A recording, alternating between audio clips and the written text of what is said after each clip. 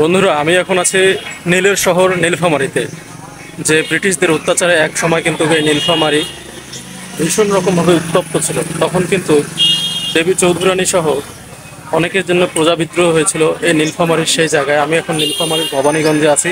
রানী ভবানীর নাম অনুসারে এই বাজারের নাম হয়েছে ভবানীগঞ্জ। তো আজকে আপনাদেরকে নিয়ে যাবো একটা ঐতিহাসিক জায়গা, সেটা হচ্ছে নীলসাগরে। যে বিরাট রাজার নাম অনুসারে সেই নীলসাগর হয়েছিল, সেই নীলসাগর আপনাদেরকে ঘুরে ঘুরে দেখাবো। তো চলুন বন্ধুরা, আমি এখন অবস্থান করছি ভবানীগঞ্জ বাজারে। রানী ভবানীর নাম অনুসারেই এই প্রাচীন বাজারের নাম হয়েছিল ভবানীগঞ্জ বাজার। আরেকটি ভিডিওতে আপনাদের ভবানীগঞ্জ বাজারের পুরো ইতিহাসটি তুলে ধরবো, সেই সঙ্গে গ্রামীণ এই বাজারের হাটঘাট সব কিছুই আপনাদেরকে দেখাবো। আজকে আমার উদ্দেশ্য নীলসাগর বা বিন্না দিঘির পার। আপনারা কেউ নীলফামারী বা জেলা সদর থেকে আসলে অবশ্যই 14 কিলোমিটার দূরে এই ভবানীগঞ্জ বাজার এবং নীলসাগরের অবস্থান। যে কোনো অটোতেই কিংবা ভ্যানেই আপনারা ভবানীগঞ্জ বাজার থেকে খুব সহজে 5 টাকা কিংবা 10 টাকা জনপ্রতি দিয়েই চলে আসতে পারবেন নীলসাগর বা বিন্না দিঘির পারে। ঐতিহাসিক বিরাট রাজা এই বিন্না দিঘি খনন করেছিলেন, এটি প্রচলিত আছে। এবং স্থানীয় লোকদের মতে এই বিন্না দিঘি বা নীলসাগর তৈরি হয়েছিল গায়েবিতে, অর্থাৎ এক রাতেই নাকি তৈরি হয়েছিল এই সাগর। দুধারের অপরূপ সৌন্দর্য আপনাদেরকে মুগ্ধ করবে। ভবানীগঞ্জ থেকে নীলসাগর আসতেই দেখতে দেখতে চলে আসলাম নীলসাগর।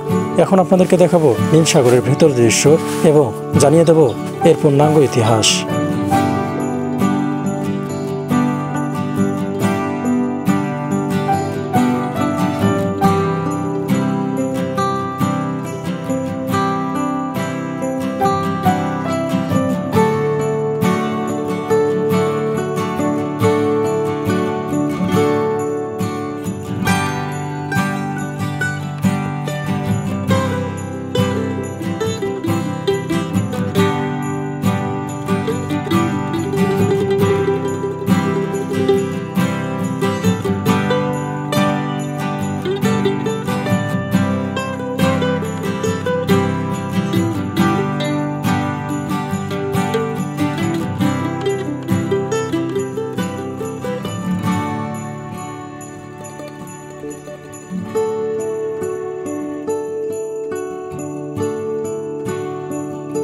ইতিহাস নীলসাগরে আপনার লোকমুখে এমনিতে আপনারা কি জানেন যে নীলসাগরে কি ছিল, মানে ঐতিহাসিকভাবে?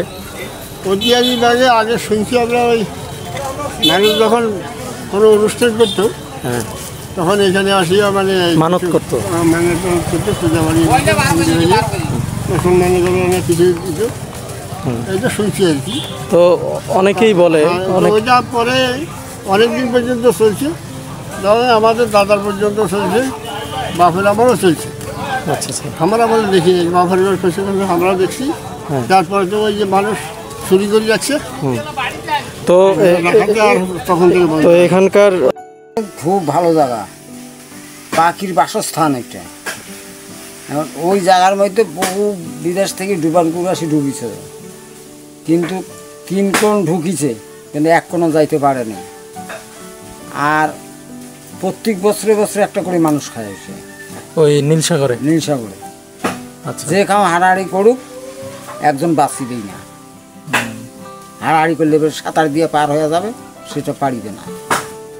আর এটা আগের দিনকালে সত্য যুগে এই ঘটনাটা হয়েছিল। যে কোনো দাওয়াত না গেলে ওসে যদি না থাকে টাকা পয়সা, ওসে যায় মান্যত করলে তাই দেয়। ফের আইতের মধ্যে আসি স্বপ্নায় বলে যায় জিনিস থুয়ে আসছি, নিয়ে আসো। ওইলা হওয়ার পর সারা করিয়া পরে দিয়ে আসিয়া নাকি ধোয়া পাগলা করি। তা মানুষ এখন যে করে যেমনি সেমনি থয়, থুয়ে আনে, কাউ পেঁচে টেসে খায়, কাউ ইয়া করে, আর দেয় না। তখন থেকে বন্ধ হয়ে গেছে সত্য যুগে। আবার অনেকে কয় যে ওটা নাকি গায়েবিতে হয়েছে এক রাইতে। হ্যাঁ, গায়েবিতে হয়েছে তো, কিন্তু ইতিহাস তো কয় যে রাজা ওটা তৈরি করছিল। না, ওটা গায়েবই হয়েছে, 1 রাইতের ভিতর হয়েছিল।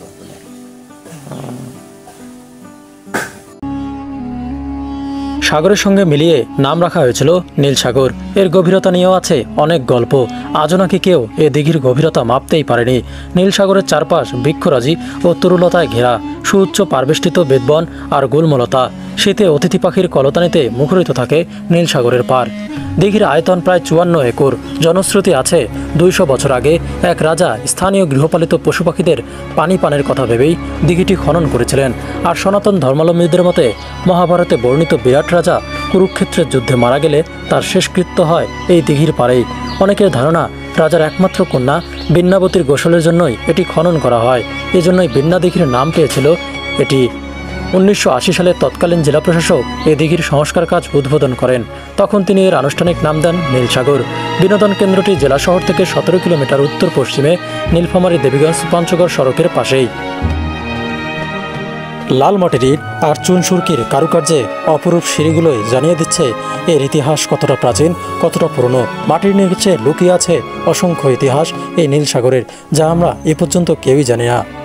খনন কাজের ফলে যেটুকুই উঠে এসেছে সেটুকুই শুধু আমরা দেখতে পাচ্ছি, কিন্তু এর মাটির নিচে লুকিয়ে আছে কত শত না অজানা ইতিহাস।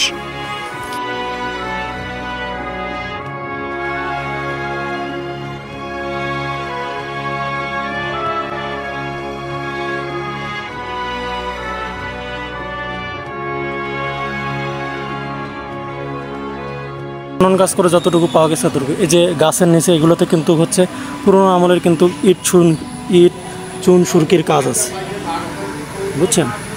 এখন এগুলোতে শ্যাওলা পড়ে গেছে বৃষ্টি হওয়ার কারণে।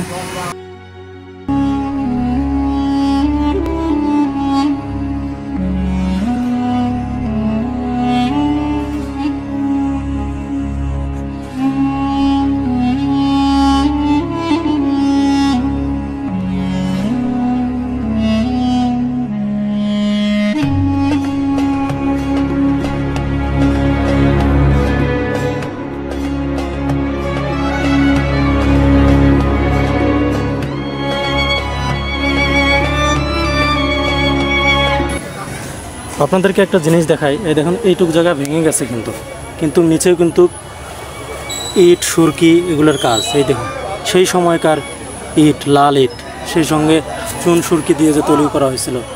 এই দেখুন মানে একদম উঁচু করে বাঁধাই করা পুরোটাই। আসলে এটার নিচে যে কি চাপা আছে এখনও কিন্তু ইতিহাস কিন্তু লুকানো মাটির নিচে। আজকে মেলার কারণে কিন্তু হচ্ছে আপনাদেরকে পুরোটা ভালোভাবে দেখাতে পারছি না। ইনশাল্লাহ আরেকদিন এই পুরো ইতিহাসটা আপনাদের সামনে তুলে ধরব। এই জায়গাতেও কিন্তু পুরনো আমলের ঘাট। এই দেখুন এখানে খনন কাজ করছে, এটা কিন্তু মাটির নিচে চাপা পড়ে আছে। মানে যে উঁচু ঢিবিগুলো দিয়ে আমরা হাঁটতেছি এগুলো কিন্তু চাপা পড়া। দেখুন এগুলো দিয়ে সেই পুরনো আমলের শান বাঁধাই করা একদমে নীলসাগরের সাথে সংযুক্ত হয়ে গেছে। মানে জাস্ট দেখলে আপনি অবাক হয়ে যাবেন। আপনাকে দেখাচ্ছি, আপনাদের যতটা সম্ভব দেখানোর চেষ্টা করতেছি। এই দেখুন ঘাট, এই দেখুন ধাপে ধাপে